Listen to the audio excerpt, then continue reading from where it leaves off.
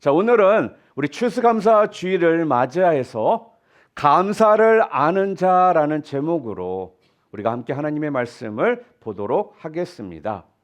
감사진법, Thanksgiving Principle의 저자 이 강충원 장로는요, 7남매 중에 넷째로 태어났습니다. 이 강 장로님은 모토로라 GE에서 일을 하시다가 회사를 창업한 성공한 기업인입니다. 그는 또한 휴스턴 서울 침례교회 창립 멤버 6명 중에 또한 한 분이기도 합니다. 책 내용의 핵심은요, 감사가 인생을 역전시킨다라는 것이었습니다. 강 장로님은 어머니로부터 이 감사하는 것을 전수받고 그는 자신만의 감사 진법을 체득해 나갔다라고 합니다. 그는 어떤 상황에서도요, 감사하는 이 비법으로 하나님께 영광을 돌리며 축복을 받았으며 또한 감사 때문에 변한 이 삶에 대해서 이 책에서 그는 고백을 합니다. 이 책에서 그는 이렇게 이야기를 했었습니다. 감사 때문에 저는 믿음이 강해졌습니다. 어떤 상황에서도 일단 감사를 하다 보니 주변의 문제를 보지 않고 하나님을 바라보게 되었습니다.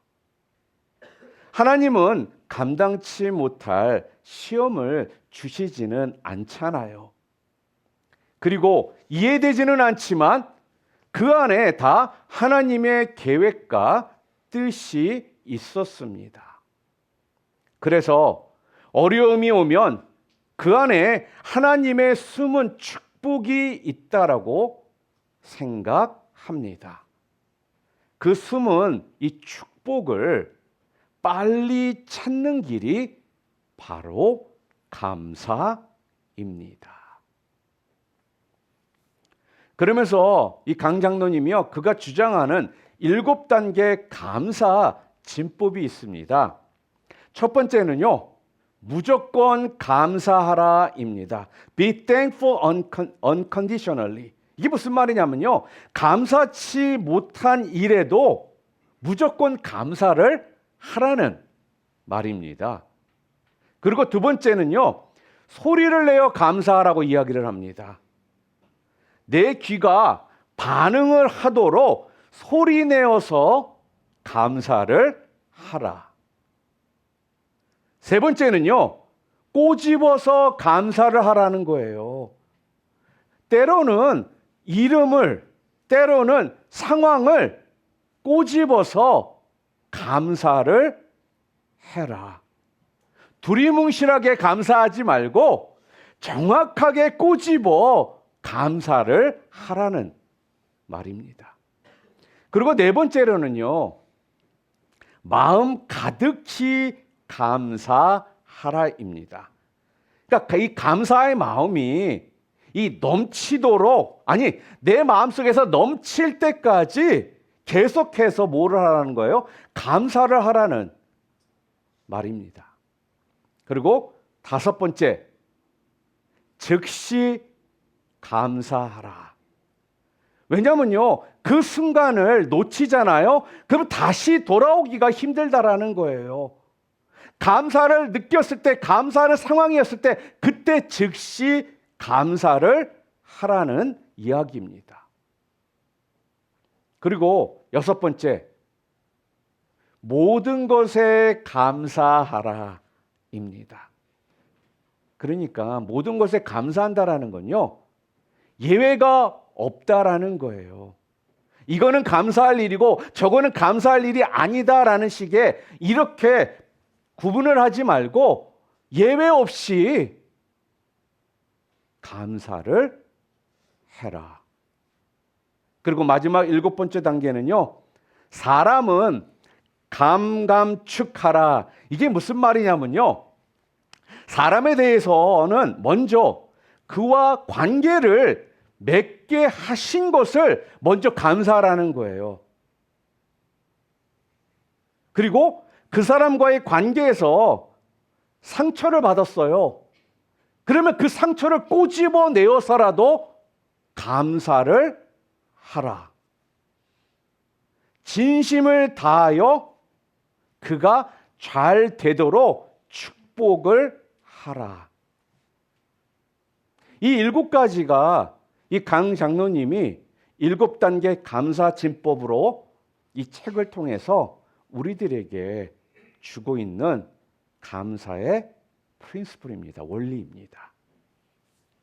저는요, 이 책에서 이 감사 진법을 사용했을 때 상황이 역전되었던 많은 이 신뢰들을요, 책에서 들고 있더라는 것입니다. 근데 솔직하게 얘기하면 저는 이런 책을 별로 좋아하지를 않습니다. 그 이유가 뭐냐면요, 어떤 신앙생활을 하는데 어떤 한 면을 강조해가지고 어떤 기술, 이런 방법을 만드는 것이요, 솔직하게 저는 좀 불편하게 느껴졌기 때문에 그렇습니다. 여러분이 아시는 것처럼 뉴에이지나든지 어떤 긍정적인 사고를 주창하는 사람들도요, 이런 비슷한 이론을 제시하기 때문에 그렇습니다. 그런데 제가 이 책을 읽고 은혜와 도전을 받았습니다. 그게 뭐냐면요, 제가 모든 일에 감사한다라는 것에 대해서 생각을 하면서요, 다시 한번 이 초심으로 내가 돌아가는 것에 대해서 생각을 하니까 이 책을 읽으면서 하나님께서 이 장로님에게 보여주셨던 감사의 삶에 대해 다시 한번 제가 생각하게 되니까 정말 모든 것에 감사하는 것이 어떤 것인지를 알게 되더라는 것입니다. 그러니까요, 우리가 생각을 하지 않으면요, 절대로 감사를 할 수가 없더라는 거예요. 생각을 하지 않으면요, 은혜를 모른 채 살게 되더라는 것입니다. 성경에 보면 예수님께서 부활하신 후에 제자들에게 이렇게 선포를 하셨습니다. 마태복음 28장 18절 말씀입니다. 함께 읽어볼까요? 예수께서 나와 말씀하여 이르시되 하늘과 땅의 모든 권세를 내게 주셨으니, 이렇게 얘기합니다. 하나님께서요, 예수님에게 모든 권세를 주셨다라고 이야기를 해요. 또한 사도 바울은요, 이처럼 권세를 가진 예수님께서 우리를 그의 승리에 참여시키고 계신다, 이렇게 말을 합니다. 그러면서 고린도후서 2장 14절 말씀 읽어볼까요? 함께 읽겠습니다. 그리스도의 개선 행렬에 언제나 우리를 참가시키시고, 이렇게 이야기를 해요. 자, 여러분, 그렇기 때문에 우리는요, 절망적인 어떤 상황 가운데서도 좌절을 하지를 않는 이유가 바로 여기에 있다라는 거예요. 좌절을 하지 말아야 되는 이유가 바로 여기에 있다라는 것입니다. 왜요? 결국에는 여러분과 저에게는 뭐만 남아 있어요? 승리만 남아 있기 때문이라는 것입니다. 그러기에 우리는 절망적인 상황 가운데에서도 좌절을 하지 않는 것입니다. 왜요? 결국에 우리에게 승리만이 있기 때문에. 그리고 고린도서 4장 우리 8절과 9절도 함께 읽어보겠습니다. 우리는 사방으로 죄어들어도 움츠러들지 않으며 답답한 일을 당해도 낙심하지 않으며 박해를 당해도 버림받지 않으며 거꾸로 트림을 당해도 망하지 않습니다. 고린도서 4장 8절에서 9절에서 이렇게 이야기를 하고 있거든요. 여러분, 이런 배경을 우리가 알면요, 우리가 비로소 사도 바울이 왜 데살로니가전서 5장 18절에서 모든 일에 감사하라 이렇게 말씀하셨는지를 우리가 이해가 되기 시작하는 것입니다. 사도 바울은요, 감사를 하면 축복이 내린다, 이런 식으로 어떤 방법론적으로 말을 하고 있는 것이 아닙니다. 주님께서요, 역경까지도 축복으로 바꾸고 계시다라는 것을 로마서 8장 28절에 분명히 말씀하고 있거든요. 그러니까요, 어떤 상황에서든지 우리는 감사하지 않을 수 없다라고 말하고 있는 겁니다. 여러분, 이 감사라는 것을 뭐 주문처럼 우리가 외운다고 해서요, 우리의 상황이 역정되는 것은 아니라고 생각합니다. 그러나 역경 가운데에 그 어려움조차도 우리가 감사를 하면 위기감으로 인해서 우리도 모르게 어떤 무리수를 둔다든지 악한 방법을 사용하는 대신에 최선의 것을 최선의 때에 주시는 그 하나님을 우리가 어떻게 돼요? 의지하게 되고, 또한 역경 가운데에서도 감사거리를 우리가 찾으며 그 안에서 경험할 수 있게 된다라는 거예요. 사랑하는 성도 여러분, 감사는 불만스러운 삶을 바꾸는 최고의 능력입니다. 다들 자전거는 타보셨죠? 그리고 자전거 다들 이제는 타실 줄 아시죠? 그런데 처음에 우리가 자전거를 탈 때 머리로는 페달을 쫙 돌리고 핸들을 잘 잡고 있으면 앞으로 간다라는 거 너무나 잘 알고 있습니다. 그런데 실제로는 어때요?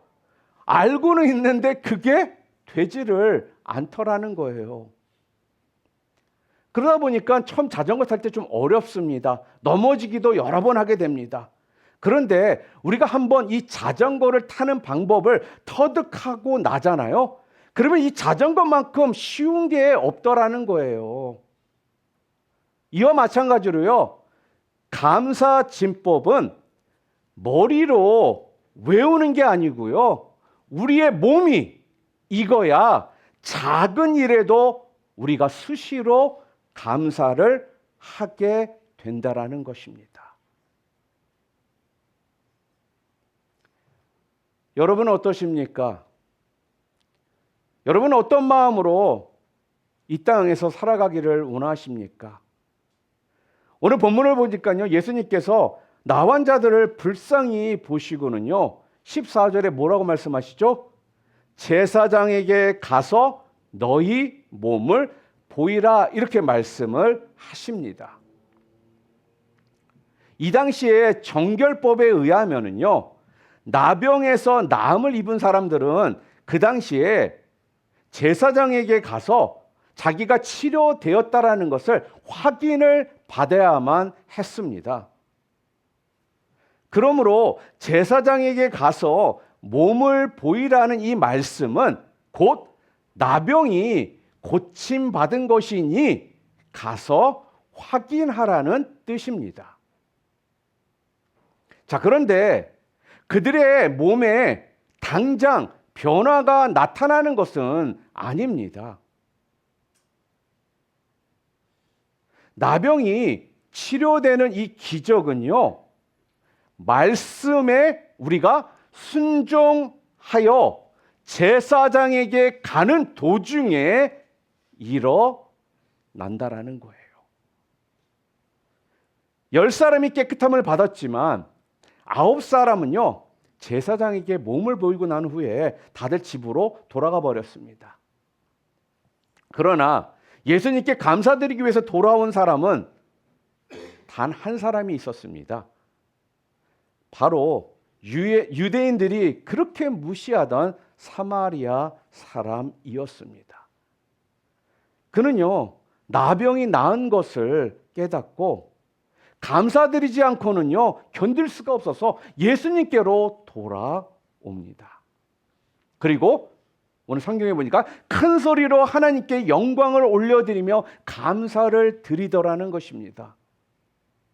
그러자 예수님께서요, 이 사마리아 사람에게 이렇게 물어보시죠. 9은 어디에 있느냐? 여러분, 지금 예수님의 이 말씀은요, 도저히 갚을 길이 없는 은혜를 받고도 감사하지 않는 사람들의 이 모습, 바로 이 감사하지 않는 사람들의 모습이 바로 이 9사람의 모습과 같다라는 것을 지금 우리에게 알려주고 계시다라는 거예요. 그런데 예수님께 감사드렸던 이 사마리아 사람은요, 예수님께서 그 다음에 돌아와서 감사를 드렸더니 어떻게 하시던가요? 예수께서 감사하는 사마리아 사람의 그 믿음을 인정하시고는요, 구원을 선포하시더라는 것입니다. 하나님은 이토록요, 감사하는 사람을 통해서 영광을 받으시고요, 더 큰 은혜와 복을 주십니다.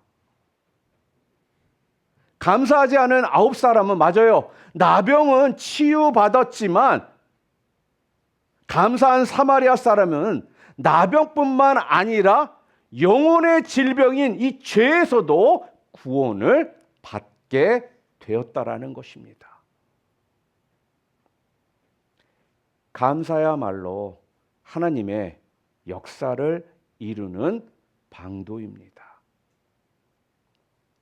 사랑하는 성도 여러분, 감사하지 아니하고 제 갈 길로 가는 사람이 되시겠습니까? 아니면 돌아와서 감사하는 사람이 되시겠습니까? 돌아온 사마리아 사람이야말로 진정 감사를 아는 사람이었습니다. 자, 그렇다면 여러분, 이 감사를 아는 자의 모습은요, 이게 어떻게 가능할까요? 첫 번째로는요, 깨달음으로 가능합니다. 깨달음으로.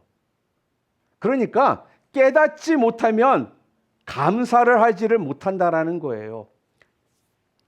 중국의 갈관자라는 책에 죽은 사람도 살렸다는 의사 편작의 이야기가 나옵니다.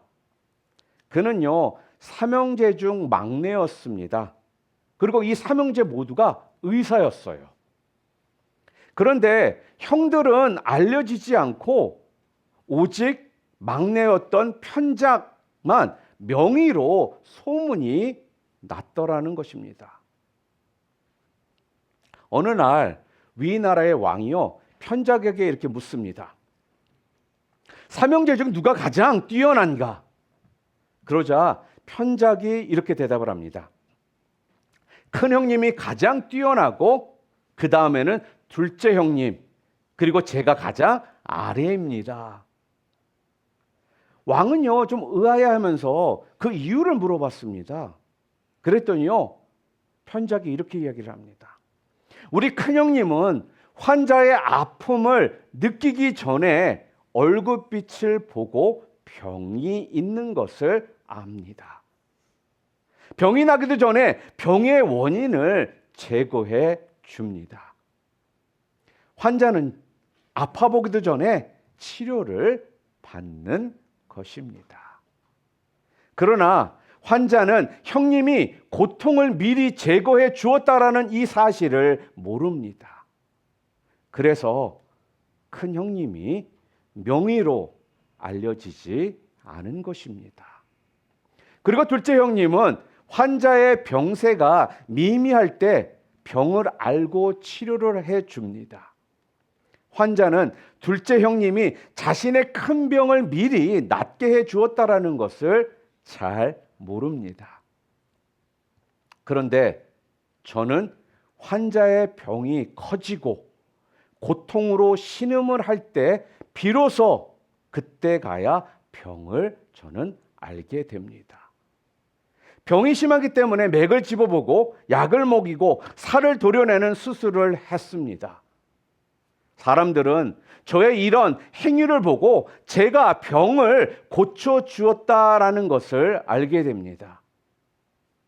그래서 제가 무엇인가 큰 일을 했다라고 생각하여 말을 내게 되니 제가 명의로 소문이 난 것입니다.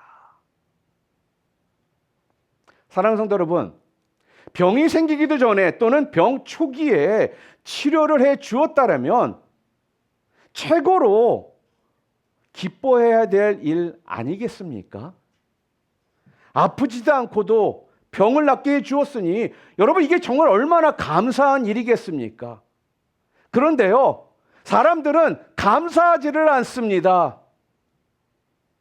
감사를 깨닫지를 못한 것입니다.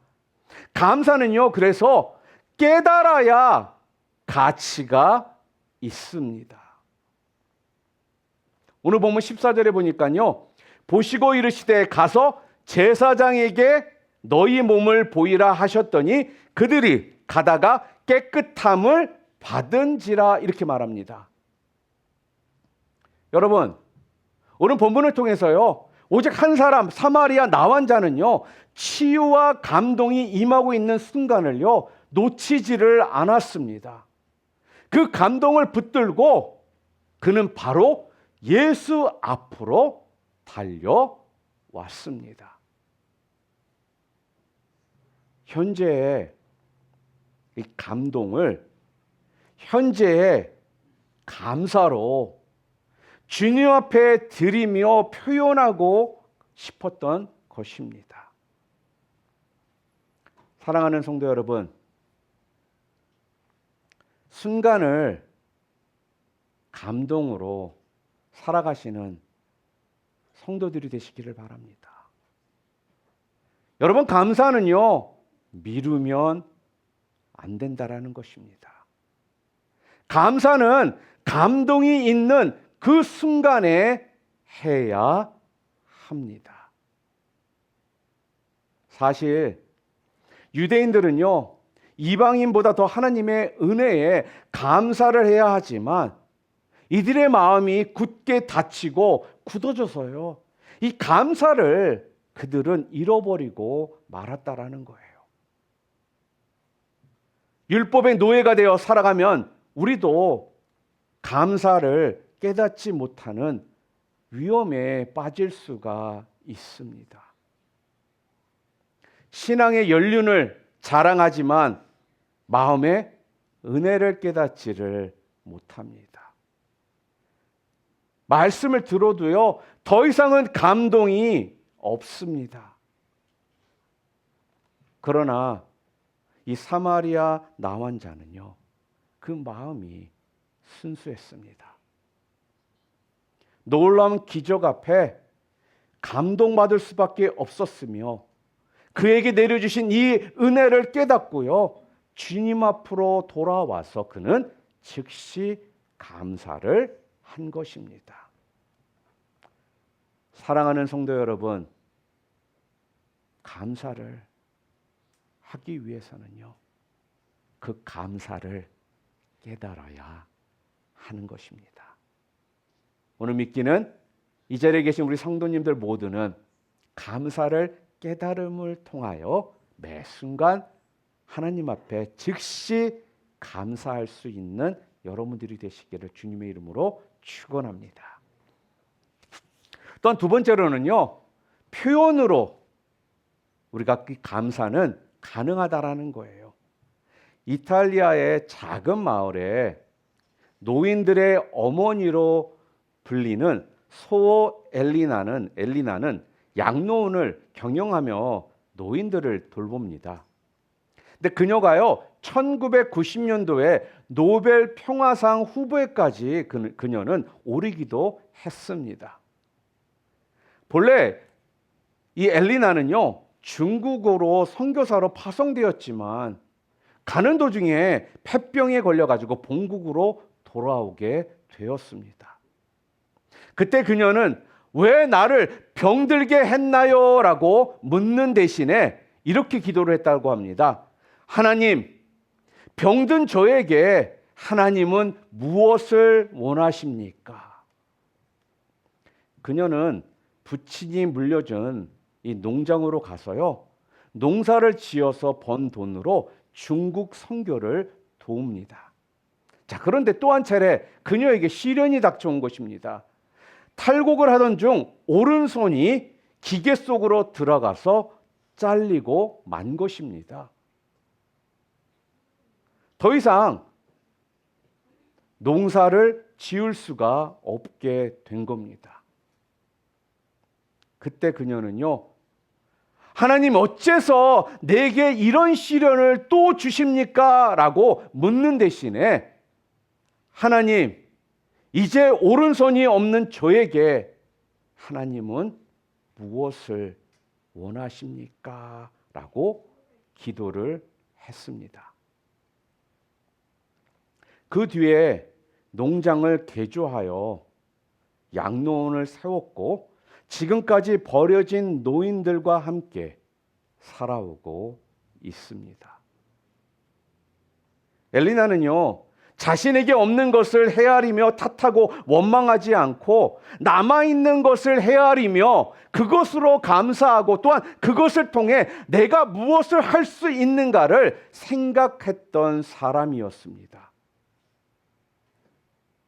즉, 감사는요, 여러분, 표현하는 것입니다. 대부분의 사람들은 자신이 원하는 대로 환경이 만들어지면요, 그것을 가지고 감사하며 하나님이 원하시는 일을 하겠다라고 말을 합니다. 그러나 원하는 것이 이루어지지 않은 상황이어도 하나님을 위해 할 수 있는 일이 무엇인지를 찾고 감사로 표현하는 삶이야말로 하나님을 감동시키는 믿음이 아니냐 하는 겁니다. 오늘 본문 15절에 우리 함께 읽겠습니다. 이렇게 말합니다. 그 중에 한 사람이 자기가 낳은 것을 보고 큰 소리로 하나님께 영광을 돌리며 돌아와. 여러분, 감사는 표현되어야 하나님께 영광이 되고 복이 되는 것입니다. 여러분, 가스 자체로는요, 아무것도 할 수 없습니다. 불이 붙어야 그것으로 우리가 요리를 할 수가 있는 것처럼 말입니다. 아무리 우리가요, 큰 은혜를 받아도 감사로 표현하지 않으면 그것은 복이 되지를 않는다라는 것입니다. 여러분, 왜 우리가 추수감사절이며 주중에 하나님 앞에 감사헌금을 하나요? 바로 이러한 표현을 하나님 앞에 내가 할 수 있는 최선의 모습으로 우리가 하는 것이거든요. 다윗은요, 하나님으로부터 받은 은혜를 감사로 이렇게 표현을 했습니다. 시편 116편 12절 말씀 함께 읽겠습니다. 내게 주신 모든 은혜를 내가 여호와께 무엇으로 보답할까? 다윗처럼 받은 은혜를 보답하잖아요. 그러면 우리가 어떻게 해요? 계속 받는다라는 것입니다. 그러나 제 갈 길로 가버린 그 9사람 나환자처럼 감사로 표현하지 않으면 한 번으로 끝나게 되는 것입니다. 사랑하는 성도 여러분, 다윗처럼 이 사마리아 나환자처럼 여러분들이 받은 그 은혜에 대해서 매 순간 즉시 감사로 표현하실 수 있는 그런 삶을 살아가는 여러분들이 되시기를 주님의 이름으로 축복합니다. 그리고 마지막으로 세 번째는요, 바로 경배함으로입니다. 락펠러, 여러분 다들 아시죠? 락펠러가 누구인지 모르는 분은 아마 없을 겁니다. 락펠러는 세계적인 부자로 알려져 있지만 한때는요, 여러분 아시나요? 대중들에게 더러운 자본가라는 이러한 평가를 듣던 사람이었습니다. 수단과 방법을 가리지 않고 부를 축적하는 이 과정에서요, 악의 화신이라는 이런 악명을 얻게 되었습니다. 그의 나이 55세 때 그에게 위기가 찾아옵니다. 기관지, 탈모증, 신경병, 위궤양, 탈진 등으로 쓰러져서 1년밖에 살지 못한다라는 의사의 선고를 받았습니다. 자지도 먹지도 못한 채 몇 날을 보내다가요, 한밤중에 침대 옆에 무릎을 꿇고 앉았습니다. 본래 부모의 영향으로요, 믿음의 사람이었으나 이 돈을 많이 벌자 이 11조가 어려워졌고 믿음 생활도 형식적으로 하게 되더라는 것입니다. 락펠러는요, 그날 밤 하나님 앞에 엎드려서 통안의 눈물을 흘리며 회개를 합니다. 놀라운 하나님의 은혜를 경험하며 하나님은 나의 모든 것이 되신다라고 고백을 하게 되었습니다. 그 후 락펠러는요, 재단을 만들어서 본격적인 자선 사업과 선교를 시작합니다. 그동안 11조를 의무로 드렸지만 이제는 11조를 감사로 드린다라고 고백을 합니다. 55세를 넘기기 어렵다던 그가요, 98세까지 살며 이 더러운 자본가라는 이러한 말 대신에 위대한 자선가의 모습을 그는 남기게 된 것입니다. 죽음이 가까이 온 것을 느끼는 순간 이전에 침대 곁에 무릎 꿇었던 모습으로 다시 돌아가 그가 엎드려 기도를 합니다. 하나님, 제 인생의 전반기 55년은 쫓기며 불행하게 살았지만 지난 43년은 정말 행복했습니다. 그동안 저를 지켜주신 것에 감사를 드립니다. 하나님과 제 마음에 간직한 사랑하는 아내를 만나고 싶습니다. 이제는 여한이 없습니다. 하나님, 감사합니다. 그 밤이 지난 새벽에 락펠러는 조용히 눈을 감았습니다. 감사로 하나님 앞에 엎드려 경배하는 모습이었습니다. 오늘 보면 16절 말씀 우리 함께 읽겠습니다. 예수의 발 아래 엎드려 감사하니 그는 사마리아 사람이라. 사마리아인의 이 감사는요, 형식적이거나 의례적인 감사가 아니었습니다. 결심을 하고 드렸던 감사입니다. 그는 깨끗함을 얻자마자 제사장에게로 간 것이 아니라 예수께로 돌아왔습니다. 그리고 엎드려서 감사를 했습니다. 우선순위의 차원에 속하는 감사인 것입니다. 그의 감사는 그래서 위대한 기적의 시작이 되었습니다.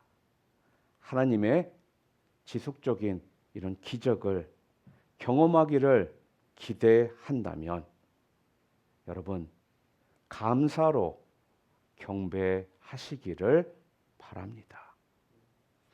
자꾸 잃어버린 것만 바라보지 말고 아직 남아있는 것을 여러분 헤아리시기를 감사하시기를 바랍니다.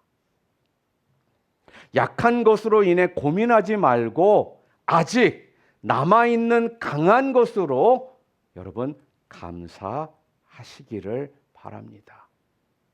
어떤 상황과 형편에서도 모든 것을 합력하여 선을 이루시는 하나님을 믿고 여러분 감사하시기를 바랍니다.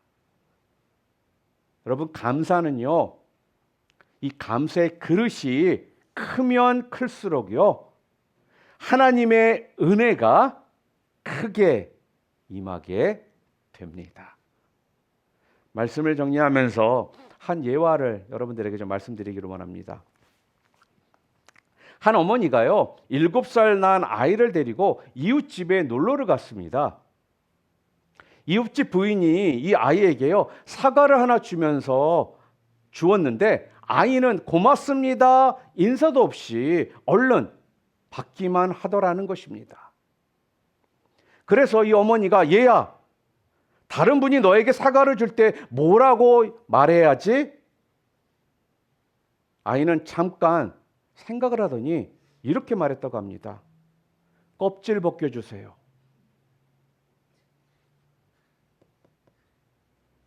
여러분, 타인의 사랑과 희생에 대해서 감사를 잃어버린 아이의 모습이 바로 오늘 우리의 모습은 아닌가요?